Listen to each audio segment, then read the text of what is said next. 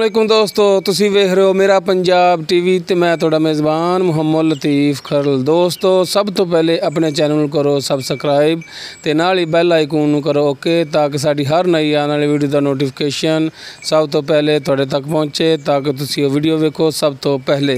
दोस्तों अज रोज़ाना की निस्बत तुहाडे वास्ते तुहाडा वीर एक गाय की वीडियो लैके हाज़र होया ते साडी लोकेशन हैगी है तहसील आरीवाला, ज़िला पाकपतन शरीफ, चैक नंबर 13। तो एक गाय की वीडियो जी लैके हाज़र होया, एक मेरा दोस्त है तो मेरा सबसक्राइबर भी है, इस टाइम सऊदीया ते तहसील मामू कांजन, ज़िला टोबा टेक सिंह, उनके नाल ही उन्हों का पिंड है 555 जखना वाली अली गुज्जर। उन्होंने फरमाइश थे कि एक दरम्याने कद की गाय होवे ते माशाल्लाह दुध जिहड़ा वड्डियां गाय जिन्ना करे, तो उस गाय की वीडियो बनाना। तो अज मैं उन्होंने फरमाइश ते वीडियो बनाना आया जी।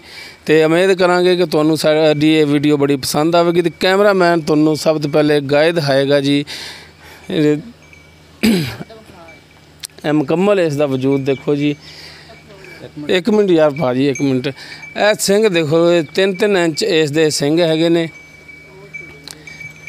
तो बाकी मालक तो पूछांगे कि मूँह किन्नी है भाजी, ये किन्नी मूँह? माड़ा जिहा मूँह पट के दिखा सकते हो? मूँह दिखाना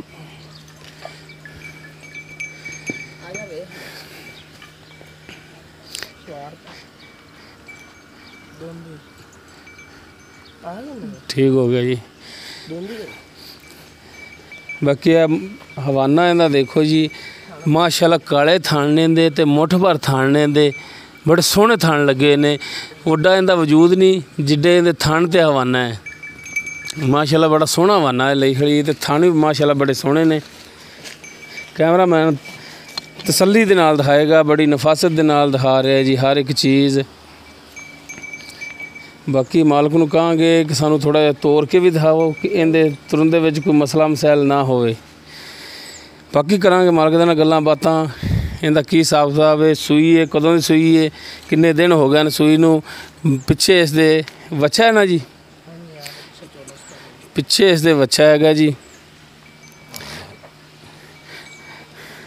माशाल्लाह तुरंदे विच तां इहदे कोई मसला मसैल नहीं हैगा, ठीक तुर रही है। लैओ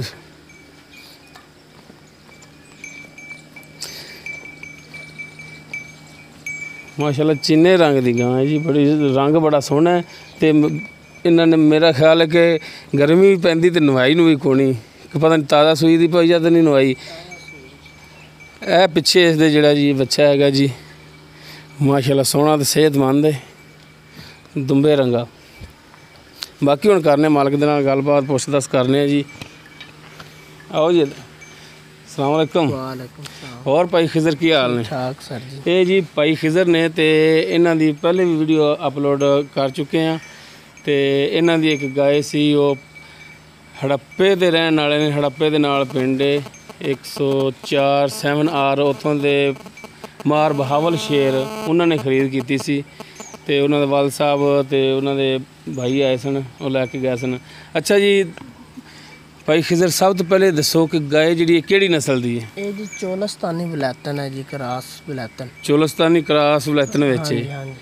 ते इंदा पहला सूआ है? हाँ जी पहला सूआ जी, मुँह च दोंदी। मूँह च दोंदी है, ठीक हो गया। ये किन्ने दिन हो गए सूई नूं? इनू अज हो गया जी 8 दिन हो गए। 8 दिन हो गए? हाँ जी। मैं तो 10 दिन लगते हैं यार, बच्चा 10 दिन का है। नाड़वा नाल है, वेख ले बच्चे दे। नाड़वा तो हैगा जी, पर मैंने 10 दिन लग रहे हैं सूई ने। चलो अच्छा, दुध कितना कर रही है 2 टाइम का? जी जिस दिन थोड़ी जी घनी रात जाए 12 सिर कर जाते ने, तो 10-11 सिर पक्का है जी।